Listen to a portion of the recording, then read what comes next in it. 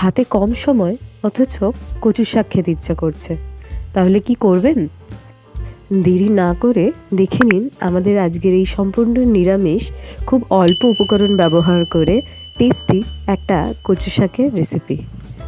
ইলিশ কচু, চিংড়ি কচু, পেঁয়াজ দিয়ে সব কিছু দিয়ে তো কচু শাক করেই থাকেন। তার জন্য বেশ অনেকটা সময়ও যায়।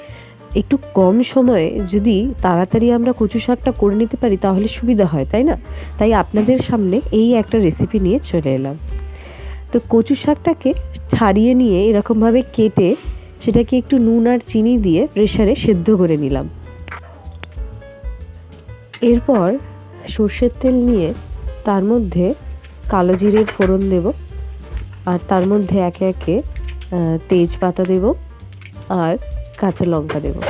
রান্নাঘর অথচ কোনো রান্নার টিপস থাকবে না তা কখনো হতে পারে? তাই একটা ছোট্ট টিপ আপনাদের জন্য, সেটা হচ্ছে এই যখন ফোড়ন দেওয়া হয় এটা খুব ছিটকে যায়, তাই না? তাই এর মধ্যে একটু নুন আর একটু হলুদ দিয়ে দিন, তাহলেই দেখবেন তেলে ফোড়ন দিলেও সেটা ছিটকাবে না। বা কোনো কিছু ভাজা দেওয়ার সময়ও নুন আর হলুদ আগে তেলের মধ্যে দিয়ে তার মধ্যে ভাজাটা দিন, দেখবেন কোনোভাবেই সেটা কিন্তু ছিটকে যাবে না। আমরা এখানে এর মধ্যে একইভাবে নুন আর হলুদ দিয়ে এই ফোড়নের মধ্যে একটু নেড়ে নিলাম।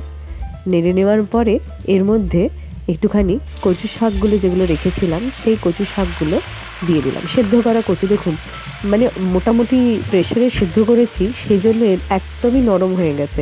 খুব বেশি আমাকে কষাতেও হবে না, মানে কষাতে তো ডেফিনেটলি হবে, কেননা কচু শাক যতটা ভালো নাড়া যায় তত বেশি ভালো স্বাদ হয়। তবে ওই যে শক্ত শক্ত যে কচু শাকগুলো যেগুলোকে ঘেটে দেওয়ার ব্যাপার যেটা থাকে সেটা কিন্তু আর করতে হচ্ছে না। মানে সেদ্ধ হওয়াতে এতটাই সেদ্ধ হয়ে গেছে যে এটা মোটামুটি ঘেটেই গেছে। তাতে আপনার কড়াইতে নাড়ার ক্ষেত্রে সময়টা কিন্তু কম লাগবে। এবার কড়াতে ভালো করে কচু শাকটা নাড়তে থাকবো। একটু যত ভালো করে নাড়া যাবে তত কিন্তু এর স্বাদ আরও ভালো খুলবে। যতক্ষণে নাড়া হতে থাকবে ততক্ষণে এপাশে কালো জিরে আর কাঁচা লঙ্কার পেস্ট তৈরি করে নিই। পেস্ট করে নিয়ে সেটা এর মধ্যে দিয়ে দিলাম। সেই পেস্টটা দিয়ে এবার এই কচু শাকটাকে নাড়তে থাকবো। তার মানে আপনারা দেখতে পেলেন যে এখানে আমরা কি করলাম, এখানে আমরা কালো জিরে কাঁচা লঙ্কা ফোড়ন দিলাম, আবার কালো জিরে আর কাঁচা লঙ্কার পেস্ট দিয়েই কিন্তু এটার মশলা তৈরি করলাম।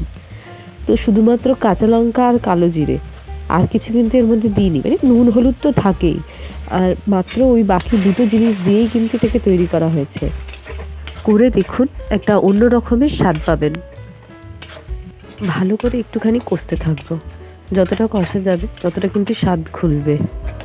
তো এটা কষতে থাকি, তার মাঝে বলে নিই ভিডিওটা পছন্দ হলে কিন্তু অবশ্যই লাইক করুন, কমেন্ট করুন আর সাবস্ক্রাইব করুন। যারা এখনও আমাদের চ্যানেলটি সাবস্ক্রাইব করেননি অবশ্যই সাবস্ক্রাইব বাটনে ক্লিক করে বেল আইকনটি প্রেস করে দিন। এটা কষতে কষতে যখন একটু শুকনো শুকনো হয়ে আসবে, একটুখানি জলটা টেনে যাবে, তারপরে এর মধ্যে আমরা মেশাবো হচ্ছে নারকেল কুড়ো। এরপর নারকেল দিয়ে এই নারকেলটার সাথে কচু শাকটা ভালোভাবে মিশিয়ে নিয়ে এটাকেও ভালোভাবে কষতে থাকবো।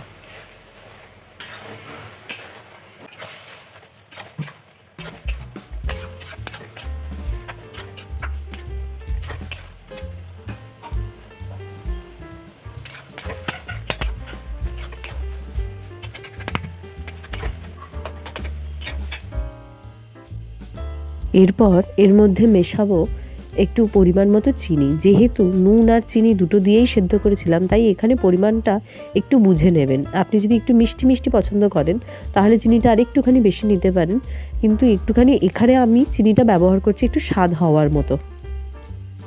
সাথে একটু লঙ্কা গুঁড়ো দেবো, যাতে আর একটুখানি ঝালটাও হয়, আর একটু লঙ্কা গুঁড়োর রং আর গন্ধ দুটোই এর মধ্যে যায়। দেখতে পাচ্ছেন যে কড়াইতে যে জলটা ছিল, মানে কচু শাকের থেকে যে জলটা ছেড়েছিল সেই জলটা কিন্তু আস্তে আস্তে শুকিয়ে গেছে। মানে মোটামুটি আমাদের কচু শাক কিন্তু রেডি। এরকমভাবে কষে কষে কষে কষে পুরো জলটা টেনে গেছে। এবার আমাদের কচু শাক কিন্তু রেডি টু সার্ভ। গরম ভাতে একদম ভালো টেস্টি কচু শাক আর কি লাগে। আজ এতটাই।